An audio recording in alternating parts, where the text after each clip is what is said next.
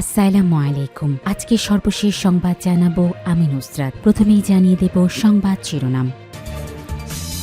নজিরবিহীন আত্মহত্যা ইসরায়েলি বাহিনীতে, নেপথ্যে কি? মুসলমানরা ন্যূনতম ইমানি চেতনায় উদ্বুদ্ধ থাকলে আমি নির্বাচিত হব।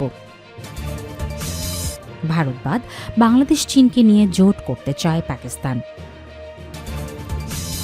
বাবরি মসজিদ নির্মাণে মানুষের ঢল। সর্বশেষ জানাবো পাকিস্তানের সশস্ত্র বাহিনীর অভিযানে ভারতপন্থী ৯ সন্ত্রাসী নিহত। শিরোনাম শুনলেন, এবারে বিস্তারিত। নজিরবিহীন আত্মহত্যা ইসরায়েলি বাহিনীতে, নেপথ্যে কি? ফিলিস্তিনের অবরুদ্ধ গাজায় যুদ্ধ শুরুর পর থেকে ইসরায়েলি সেনাবাহিনীতে আত্মহত্যার হার নজিরবিহীনভাবে বেড়েছে। ইসরায়েলি সামরিক বাহিনীর প্রকাশিত সর্বশেষ সরকারি তথ্যে এই উদ্বেগজনক চিত্র উঠে এসেছে। খবর বার্তা সংস্থা মেহেরের। ইসরায়েলি সামরিক বাহিনীর প্রকাশিত অফিসিয়াল রিপোর্ট অনুযায়ী 2023 সালের 7 অক্টোবর গাজায় যুদ্ধ শুরু হওয়ার পর থেকেই সেনা সদস্যদের মধ্যে আত্মহত্যার সংখ্যা বৃদ্ধি পেয়েছে ভয়াবহভাবে। ফিলিস্তিনের তথ্যকেন্দ্র জানায়, চলমান যুদ্ধজনিত তীব্র মানসিক চাপকেই এই আত্মহত্যা বৃদ্ধির প্রধান কারণ হিসেবে দেখা হচ্ছে। সরকারি পরিসংখ্যান অনুযায়ী 2023 সালের 7 অক্টোবর থেকে বছরের শেষ পর্যন্ত 7 জন সক্রিয় ইসরায়েলি সেনা আত্মহত্যা করেন। 2024 সালে আত্মহত্যার ঘটনা আরও বেড়ে দাঁড়ায় মোট 21 জনে এবং 2025 সালের শুরু থেকে এই পর্যন্ত অন্তত আরও 20 জন সেনা আত্মহত্যা করেছেন। এই তথ্য বিশ্লেষণ করে দেখা যাচ্ছে, যুদ্ধের আগে প্রতি বছর গড়ে দেশটির সেনাবাহিনীতে আত্মহত্যার সংখ্যা ছিল প্রায় 12 জন, কিন্তু বর্তমান পরিস্থিতিতে সেই হার প্রায় দ্বিগুণে পৌঁছেছে। গাজা যুদ্ধ দীর্ঘায়িত হওয়া, যুদ্ধক্ষেত্রে ভয়াবহ অভিজ্ঞতা, লাগাতার সহিংসতা এবং মানসিক আঘাতের কারণে সেনাদের মধ্যে মারাত্মক মানসিক চাপ তৈরি হচ্ছে বলে মনে করা হচ্ছে। মুসলমানরা ন্যূনতম ইমানি চেতনায় উদ্বুদ্ধ থাকলে আমি নির্বাচিত হব। মুসলমানরা ন্যূনতম ইমানি চেতনায় উদ্বুদ্ধ থাকলে আমি নির্বাচিত হব, এমনটি বলছেন চাঁদপুর 5 হাজীগঞ্জ শাহরাস্তি আসনের জাতীয় সংসদ নির্বাচনের বাংলাদেশ খেলাফত মজলিসের মনোনীত প্রার্থী মাওলানা হাবিবুর রহমান। মাওলানা হাবিবুর রহমান বলেছেন, মুসলমান ন্যূনতম ইমানি চেতনায় উদ্বুদ্ধ থাকলে আমি নির্বাচিত হব। আমার সংসদীয় আসনে হিন্দু সম্প্রদায়ের ভোটের চেয়ে কয়েক গুণ বেশি মুসলমান ভোটার রয়েছে। সেই হিসাবে মুসলমানগণ ইমানি চেতনার মধ্যে থাকলে আমি জয়লাভ করব। শনিবার 6 ডিসেম্বর 2025 বিকেলে শাহরাস্তি উপজেলা মজলিস অফিসে আয়োজিত সাংবাদিকদের সাথে মতবিনিময় সভায় তিনি এসব কথা বলেন। তিনি আরও বলেন, আমি নির্বাচিত হলে ইনসাফ ভিত্তিক সমাজ ব্যবস্থা গড়ে তুলব।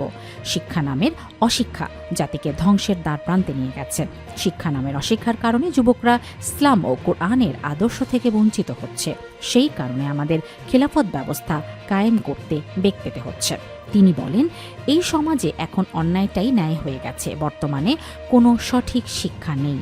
আমরা চাই খেলাফত ব্যবস্থার মাধ্যমে রাসূল করিম সাল্লাল্লাহু আলাইহি ওয়াসাল্লামের আদর্শ বাস্তবায়নের মাধ্যমে ইসলামী সমাজ, ইনসাফ ভিত্তিক সমাজ, ন্যায় ভিত্তিক সমাজ কায়েম করে আমরা এই জাতিকে উন্নত জাতি হিসেবে গঠন করতে চাই। এ সময় উপস্থিত ছিলেন খেলাফত মজলিসের উপজেলা সভাপতি শাহাদত হোসেন বিএসসি, সাধারণ সম্পাদক মুফতি সাজ্জাদুল রহমান, সিনিয়র সহসভাপতি মাওলানা কামরুজ্জামান সহ সাধারণ সম্পাদক মোহাম্মদ মহিউদ্দিন।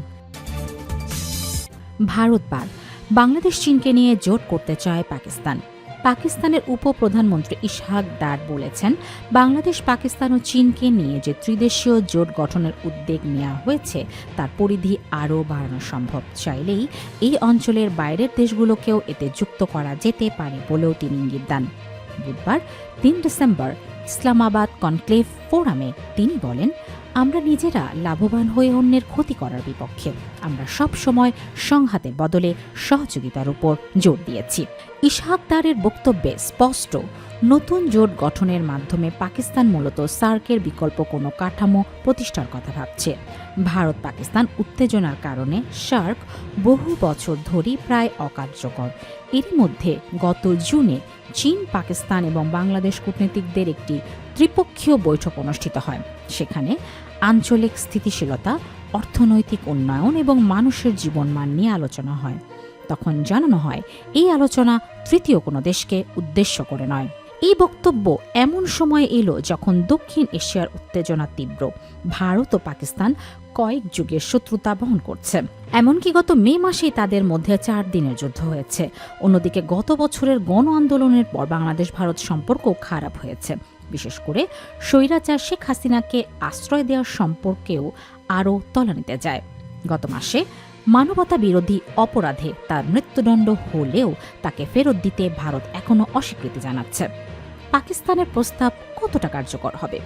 ইসলামাবাদে কনক্লেভে ইসহাক দার বলেন, আমাদের নিজস্ব জাতীয় উন্নয়নের প্রয়োজনীয়তা এবং আঞ্চলিক অগ্রাধিকারের কারণেও অনমনীয়তার কাছে কখনো জিম্মি হওয়া উচিত নয়। আপনারা জানেন আমি কাদের, অর্থাৎ ভারতের কথা বলছি। তিনি আরও বলেন, গত 11 বছর ধরে ভারত পাকিস্তান সংলাপ ঝুলে আছে। দক্ষিণ এশিয়ায় আমাদের প্রতিবেশী ভারতের সঙ্গে আরও কয়েকটি দেশের সম্পর্ক দোদুল্যমান। আমরা এমন এক দক্ষিণ এশিয়ার স্বপ্ন দেখি যেখানে বিভাজনের জায়গায় সহযোগিতা আসবে, অর্থনৈতিক উন্নয়ন হবে, দ্বন্দ্ব শান্তিপূর্ণভাবে সমাধান হবে এবং সম্মান ও মর্যাদার সঙ্গে শান্তি বজায় থাকবে। তবে লাহোর বিশ্ববিদ্যালয়ের একাডেমিক রাবেয়া আক্তার মনে করেন, ইসহাক দারের এই আশাবাদ বাস্তবের তুলনায় বেশি উচ্চাকাঙ্ক্ষী। যদিও এটি ইঙ্গিত দেয় যে সার্ক অকার্যকর হয়ে পড়ায় পাকিস্তান আঞ্চলিক সহযোগিতার কাঠামোকে বহুমুখী করতে চায়। বাবরি মসজিদ নির্মাণে মানুষের ঢল। 1992 সালের 6 ডিসেম্বর অযোধ্যায় বাবরি মসজিদ ভাঙ্গাকে ঘিরে উত্তাল হয়েছিল গোটা ভারত। 33 বছর পর একই দিনে বাবরি মসজিদ পুনরায় নির্মাণকে কেন্দ্র করে পশ্চিমবঙ্গের রাজনীতিতে তৈরি হয়েছে চরম উত্তেজনা। পূর্ব ঘোষণা অনুযায়ী শনিবার 6 ডিসেম্বর মুর্শিদাবাদের রেজিনগরে বাবরি মসজিদের ভিত্তিপ্রস্তর অনুষ্ঠান ঘিরে তৈরি হয়েছে ব্যাপক আলোড়ন। এই কর্মসূচিতে অনর ভরতপুরের বিধায়ক ও তৃণমূল থেকে সাময়িক বহিষ্কৃত নেতা হুমায়ুন কবির। ভিত্তিপ্রস্তর অনুষ্ঠান উপলক্ষে ইতিমধ্যেই রেজিনগরে জড়ো হতে শুরু করেছেন হাজার হাজার মানুষ। প্রায় 40,000 মানুষের খাওয়া দাওয়ার বন্দোবস্ত করেছেন হুমায়ুন কবির। হুমায়ুন কবিরের দাবি, শনিবার মোরাদিঘির কাছে 25 বিঘা জমিতে প্রায় 3 লাখ মানুষ সমবেত হবেন। এই কর্মসূচিতে শুধু স্থানীয় মানুষই নয়, বিভিন্ন রাজ্য থেকে ধর্মীয় নেতারা অংশ নিতে চলেছেন। এই অনুষ্ঠানে সৌদি আরব থেকে ধর্মগুরুরাও উপস্থিত থাকবেন বলে জানিয়েছিলেন হুমায়ুন কবির। বিশাল এই জনসমাগমকে কেন্দ্র করে নিরাপত্তা ব্যবস্থা এবং শান্তি শৃঙ্খলা বজায় রাখার বিষয়েও তৎপর হুমায়ুন কবির। সংবাদ মাধ্যমকে তিনি জানান, নিরাপত্তা সুনিশ্চিত করতে পুলিশের সঙ্গে বৈঠকও করছেন তিনি। ভিত্তিপ্রস্তর স্থাপনের নির্ধারিত সভাস্থলে পৌঁছে হুমায়ুন কবির সাংবাদিকদের মুখোমুখি হয়ে বলেন, মাত্র 3 কাঠা জায়গার উপর এত বিরোধিতা সত্ত্বেও আমরা আজ ভিত্তিপ্রস্তর স্থাপন করছি। 25 বিঘা জায়গার মধ্যে হাসপাতাল হবে, বিশ্ববিদ্যালয় হবে, পার্ক হবে। পূর্ণাঙ্গ রূপ দিতে যত কোটি টাকা লাগবে মুর্শিদাবাদ, মালদা, উত্তর দিনাজপুর, উত্তর 24 পরগনা, দক্ষিণ 24 পরগনা, হাওড়া, হুগলি এবং 2 মেদিনীপুরের বহু মানুষ আর্থিক সহযোগিতা করবেন। তিনি আরও স্পষ্ট করে বলেন, রাজ্য সরকারের টাকায় আমি মসজিদ করব না, তাতে মসজিদের পবিত্রতা নষ্ট হবে। এটা আমি কোনোভাবেই গ্রহণ করব না। পাকিস্তানে সশস্ত্র বাহিনীর অভিযানে ভারতপন্থী 9 সন্ত্রাসী নিহত। পাকিস্তানের খাইবার পাখতুনখোয়ার ট্যাঙ্ক ও লাকি মারওয়াত জেলায় ভারতীয় মদতপুষ্ট 9 জন সন্ত্রাসীকে হত্যা করেছে দেশটির সশস্ত্র বাহিনী। শনিবার 6 ডিসেম্বর এই তথ্য জানিয়েছে আন্তঃবাহিনী জনসংযোগ পরিদপ্তর ISPR। খবর জিও নিউজের। ISPR এর সংবাদ বিজ্ঞপ্তিতে বলা হয়, গত 5 ডিসেম্বর সন্ত্রাসীদের উপস্থিতির খবরের ভিত্তিতে ট্যাঙ্ক ও লাকি মারওয়াতে পৃথক অভিযান চালানো হয়।